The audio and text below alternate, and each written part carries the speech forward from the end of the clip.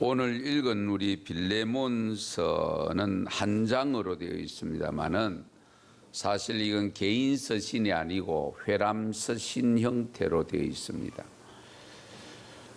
그러니까 한 사람이 주도적으로 읽을 내용이 아니고 같이 공동으로 읽어야 될 그런 내용이다라고 할 수 있습니다. 우리 빌레몬을 중심으로 여러 사람들이 보아야 할 서신인데요. 이 빌레몬이 누구냐? 이 빌레몬은 바울의 설교를 듣고 은혜를 받아서 이 신앙을 회복시킨 사람으로서 자기 집에다가 교회를 세운 사람입니다. 예. 그래서 이 교회, 이 빌레몬 집에 세워진 교회 이름이 골로새 교회입니다. 이 빌레몬인 뜻이 뭐냐면 애정이 있는 사람이라는 뜻입니다. 그러니까 사랑이 충만한 사람이다, 그런 뜻입니다. 이름도 좋은 이름이잖아요, 그렇죠? 요즘 연세가 많은데도 이름 바꾸는 분들이 가끔 있던데, 어쨌든 이름은 좋은 이름을 갖고 싶어 하는 것은 뭐 예나 지금이나 다를 바가 없다고 봅니다. 자, 애정이 있는 사람의 이름인 이 빌레몬, 사람에게 대해서 항상 애정을 갖고 하나님에 대한 믿음을 가진 초대교회 성도로서 헌신자라고 볼 수 있습니다. 그리고 오늘 본문에 언급된 자매 아비아가 또 있는데요. 이 자매 아비아는 빌레몬의 아내입니다. 빌레몬의 아내가 누구라고요? 아비아. 예. 그리고 군사된 아키뽀가 언급되고 있습니다. 빌레몬. 군사된 아키뽀. 여기 군사된이라고 하는 것이 원어적으로 헬라어로 보면은 디아코노스라고 하는 단어를 쓰는데 목사를 말합니다. 목사. 그러니까 복음을 위해서 싸워야 하기 때문에 목사를 군사된 자라고 표현한 겁니다. 군사된 자. 이게 군인, 우리가 이 땅 위에 있는 군인을 의미하는 것이 아니라 복음의 군인, 십자가의 군병을 말합니다. 그렇잖아요. 오늘날 목사도 영적 전쟁에 앞장서 있는 사람이잖아요. 그러니까 군사된 자다라는 것이죠. 그리고 내 집에 있는 교회에 보낸 서신이라고 했는데요. 그러니까 빌레몬 집에 있는 교회이니까 내 집에서 만난 교회, 이런 의미를 가졌는데 가정교회를 말합니다. 초대교회는 전부 가정교회입니다. 예, 가정에서 시작됩니다. 이 빌레몬서는 이 빌레몬 자신은 물론이고 그의 아내 아비아와 목회자 아키뽀와 교인들이 다 읽어야 하는 회람서신이다라고 할 수 있습니다. 여러 사람이 서신을 읽었던 그 여러 사람들이 오네시모를 용서해야 된다는 것을 강조하고 있습니다. 그러면 사도 바울이 지금 사형이 확정되지 않아서 셋집에 들어갔는데, 우리가 전세, 월세 이 셋집입니다. 이 셋집에 있는 중인데 이 셋집이 바로 당시에는 바울이 갇혀 있는 감옥입니다. 예. 일반 집이면서도 그곳이 바로 감옥입니다. 갇혀 있는 겁니다. 그래서 이 셋집이 바울이 갇혀 있는 이 감옥 안에 누가 있는 거 하니까 에바브라, 마가, 아기스, 데마, 그리고 누가가 함께 있다고 일러주고 있습니다. 이 5사람도 사도 바울과 함께 생사고락을 하는 믿음의 동력자들입니다. 여기서 데마는 여러분 잘 아시는 대로 사도 바울이 2차 감옥에 들어갔을 때 고통이 너무 심하기 때문에 바울을 버리고 세상으로 돌아갔다는 표현을 하고 있습니다. 사도 바울과 5명의 동역자들이 감옥에 있을 때 뜻밖의 방문자가 한 사람 생깁니다. 방문객의 그 모습은 너무 초라하고 알아보기가 쉽지 않는 모습으로 들어왔는데, 그런데 이렇게 가만히 살펴보니까 그가 아는 사람이었습니다.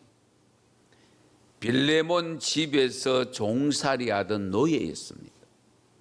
그가 바로 오네시모입니다. 바울은 이 오네시모를 포용했고, 이 오네시모는 사도 바울의 품에서 흐느끼며 울고 있습니다. 오네시모는 빌레몬의 노예입니다. 노예. 당신은 노예입니다. 이 빌레몬은 오네시모의 신앙을 보고 그의 집안 모든 재정을 맡겼던 겁니다. 그런데 우리도 그런 말 쓰지 않습니까? 믿는 도끼 뭐가 지킵니까? 발등 지킨다. 지금 빌레몬에게 있어서 오네시모가 그런 상황입니다. 나름대로 열심으로 정직하게 잘한다고 생각해서 믿음도 나름대로 있고 해서 자기의 가산의 모든 재물들을 다 맡겨놓았는데, 이 오네시모가 금과, 당시에 금이 거의 돈이니까 이런 보물들을 가지고 로마로 가버린 겁니다. 이 당시 초대교회 당시에 로마는 도둑들의 은신처입니다. 우리도 가끔 보면은 일을 잘못 큰 일을 저질러 놓고 해외로 도피하는 경향이 있잖아요. 바로 이 도피처가 바로 로마였습니다. 오늘날 우리나라 사람들, 다른 모르는 외국은 모르겠습니다만은, 그러니까 그런 일을 저질러 놓고 전부 미국으로, 요즘은 동남아로 다른 곳으로 좀 갑니다만은 미국으로 많이 도피처로 생각하고 갔던 경우를 기억합니다. 그런데 이 빌레몬이 이 사실을 알고 분노했습니다. 그렇죠? 어느 주인이 정말 화를 내지 않을 사람 누가 있겠습니까? 그런데 가이우스라고 하는 사람이 이런 말을 했습니다. 주인이 양을 잡는 일과 노예를 죽이는 일은 주인의 권리다. 그 옛날에 노예의 주인은 노예를 죽일 수 있고, 양도 마음대로 죽일 수 있듯이 노예도 죽일 수 있다라고 했습니다. 그러니까 이런 입장에서 보면 빌레몬에게 오네시모가 붙잡기만 붙잡혀봐라, 내가 가만두는가 봐라, 우리 이런 마음을 쉽게 가질 수 있죠. 거기다가 조금 더 비약적으로 조금 더 진보하면은 사람을 죽일 수도 있습니다. 그런 상황에 있는 오네시모가 이 노사도, 바울이 오늘 본문에도 보면 나이가 많았다라고 표현하죠. 늙은 이 노사도, 유명한 사도 바울이 갇혀 있는 이 감옥에 들어온 겁니다. 여러분, 이 당시에 노예 한 사람의 가격이 얼마냐? 현재 시세로 50불입니다. 예. 그래가네 한 노예 한 사람의 가격이 5, 6만 원 된다.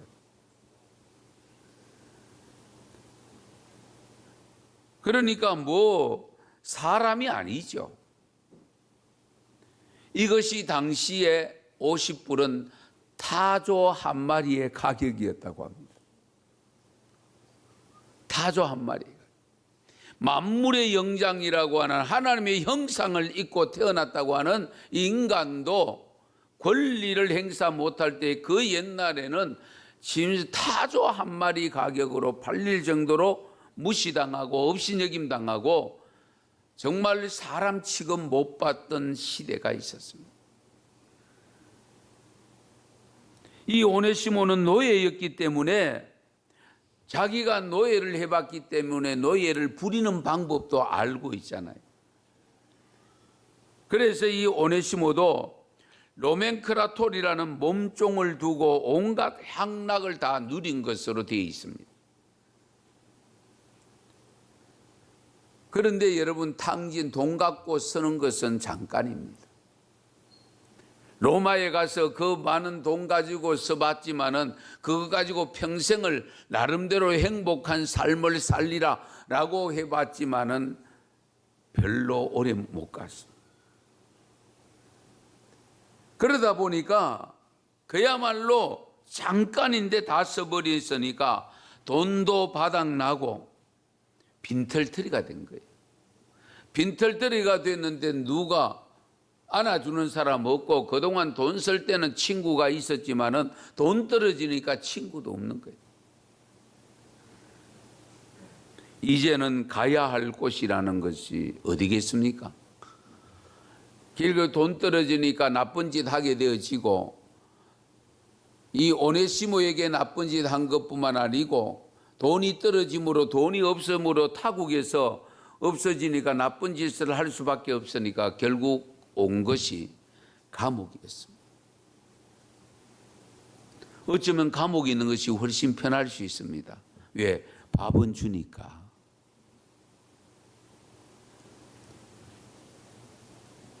돈이 주는 위력도 크지만은 돈이 주는 고통도 꽤나 큽니다.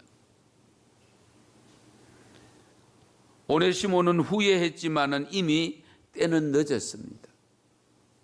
그런데 이 오네시모가 감옥에 들어올 때가 언제냐? 겨울입니다. 음동설아닙니다. 날씨는 춥고 돈은 떨어졌고 그야말로 춥고 배고픈 신세가 되고 말았습니다. 주인의 돈을 훔쳐갈 때는 잘 살고 떵떵거리가 이제 노예의 신분에서 벗어나서 자유의 몸이 돼서 나도 군림하고 살 것이라고 생각했던데 얼마 못 갔습니다.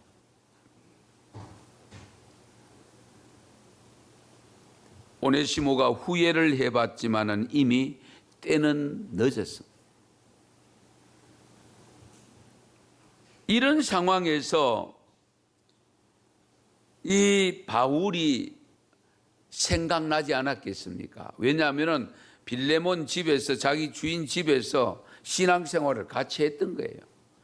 그래서 빌레몬도 나름대로 신앙을 가졌고 믿었기 때문에 권고를 다 맡겼던 겁니다. 바울을 잘 알고 있었습니다. 그러니까 자기가 지금 처한 상황에서 생각난 사람은, 주인에게는 가면 붙잡히면 죽임을 당할 수도 있으니까 빌레몬을 만나고 싶지는 않지. 그러나 노사도인 바울은, 목사는 만나고 싶었다. 그래서 바울이 갇혀있는 그 감옥 속으로 들어왔던 거예요.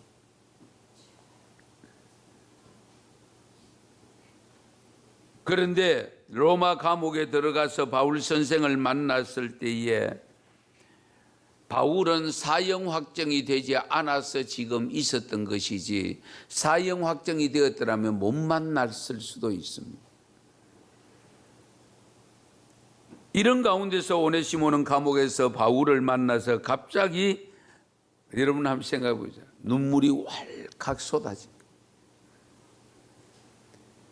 노예로서의 반역의 죄도 있었지만 그렇게 만인이 존경하던 그 바울 선생, 사도 바울 선생을, 그 모습을 만났는데 자기 모습을 보여주기가 그렇잖아요. 이 흉한 모습을, 좋은 모습은 보여주고 싶지만은 이 흉한 모습을 보여주고 싶지 않지요.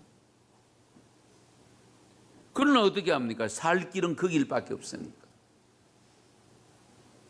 그래서 오네시모는 아마 바울 품에 안겨 하염없이 울었던 겁니다. 감옥에서 먹지 못해서 몸은 쇠약해졌고 이제는 허리도 굽어진 이 사도 바울을 보고 오네시모는 울지 않을 수 없을 것이고, 그렇게 흐느껴 울고 있는 오네시모를 바울은 포옹을 해줍니다.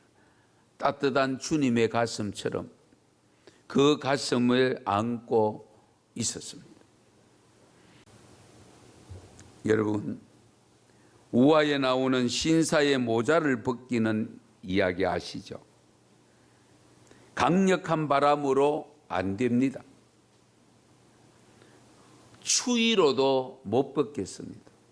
그러나 따가운 햇살을 내려 쪼있을 때에 모자를 벗겠습니다. 마찬가지로 우리가 한 가지 기억해야 될 것은 덮어 쓰고 있는 모자 벗기는 방법은 따뜻한 주님의 사랑밖에 없습니다.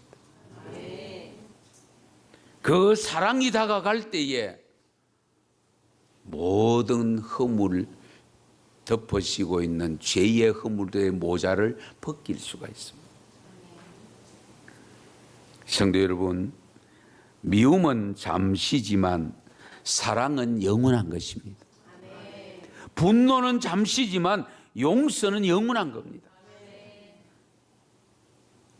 이그마티우스에 의하면 도망친 노예 이 오네시모 후에 에베소 교회의 위대한 순교자가 되었다는 내려오는 전설적인 이야기가 있습니다.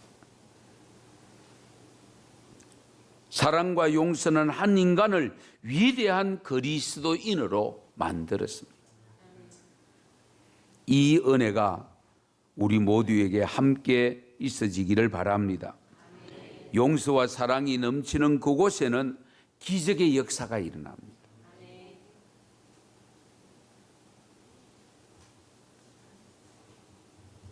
폐인이 유능한 사람이 되고요, 무가치한 사람이 가치 있는 사람이 되고요, 죽을 사람이 살아날 수도 있습니다. 요한복음 8장에 보면 서기관들과 바리새인들이 가늠하다가 현장에 붙잡힌 여인을 데리고 와서 모세의 법에는 이런 사람을 돌로 치라고 했는데 당신은 어떻게 하기를 원합니까? 예수님을 걸고 넘어지려고 그런 못된 제안을 했던 겁니다. 그래서 예수님은 땅바닥에 무엇을 썼는지는 모르지만 글을 한참 쓰시다가 일어나서 그들을 주위를 둘러보고 일러줍니다. 죄 없는 자가 돌로 치라. 그리고 또다시 땅에 주저앉아서 글을 쓰고 있을 때 한 사람 두 사람 다 돌아가고 없었습니다.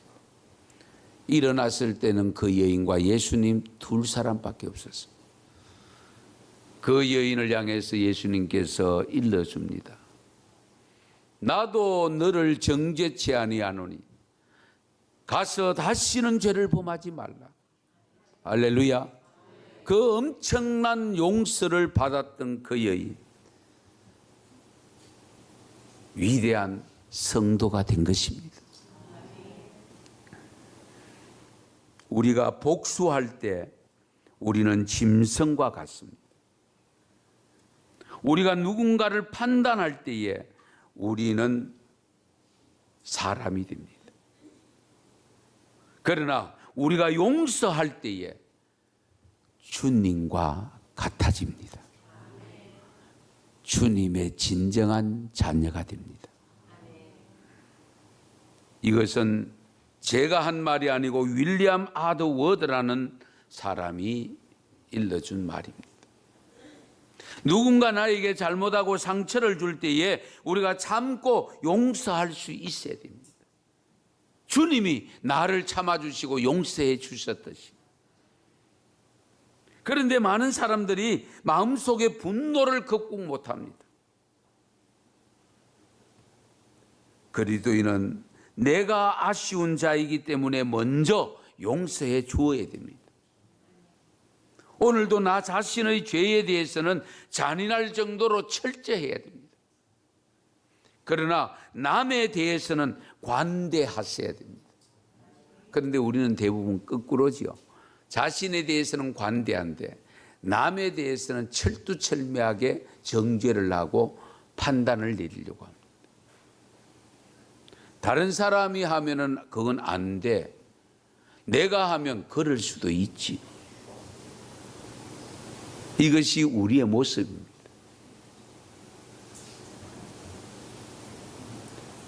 70번씩 7번까지라도 용서해 주라는 주님의 음성을 항상 듣고 있어야 됩니다. 동아프리카 지역에서 선교를 하던 어떤 선교사님들의 모임들이 있었는데요. 서로의 고통을 나누고 그 먼 나라에 와서 선교하다 보니까 한 번씩 만나서 서로 대화 나누고 자문을 구하고 하는 게 얼마나 은혜가 되겠습니까? 그것이 한참 잘 되어 가다가 하루는 사소한 문제로 마음이 삐끄러집니다. 틀어졌습니다. 그러다 보니까 모이지를 않습니다. 그런데 그 아프리카 선교를 받아서 신앙생활하던 성도들이 가만히 보니까 우리 선교사님이, 목사님이 전에는 분명히 광고를 하고 만나는 시간을 정해서 만나고 하는 것인데 없어진 거예요. 그때에 이 원주민들 이 사실을 알고 선교사님을 찾아와서 이런 말을 건넸답니다. 우리는 더 이상 당신의 말을 듣지 않겠습니다. 당신의 나라로 돌아가십시오. 이 말을 들은 깜짝 놀란 선교사가 무슨 영문인지를 금방 이해가 안 되죠.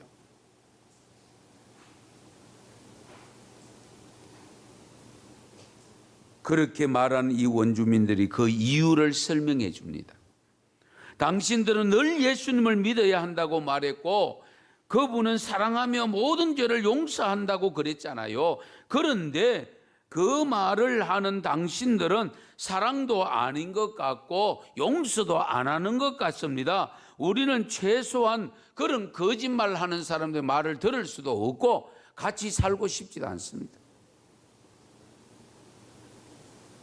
이 말을 들은 선교사님은 큰 실수를 했고 죄를 지었구나. 그 자리에서 그들을 붙잡고 울고 회개했다는 것.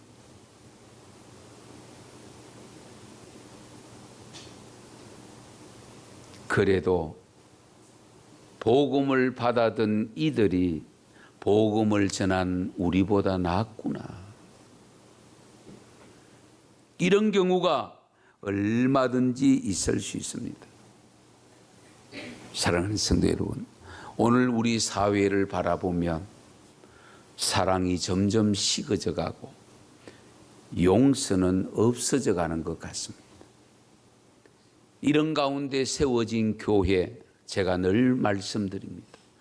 또 하나의 교회로서의 자리매김하면 있어야 될 이유가 없습니다. 참된 교회로서, 교회다운 교회로서, 다른 많은 교회들에게 본이 되는 교회로서의 자리매김은 가장 위대한 삶을 추구하게 만드는, 드러내게 만드는 용서와 사랑이 넘치는 교회가 되어야 될 줄로 믿습니다.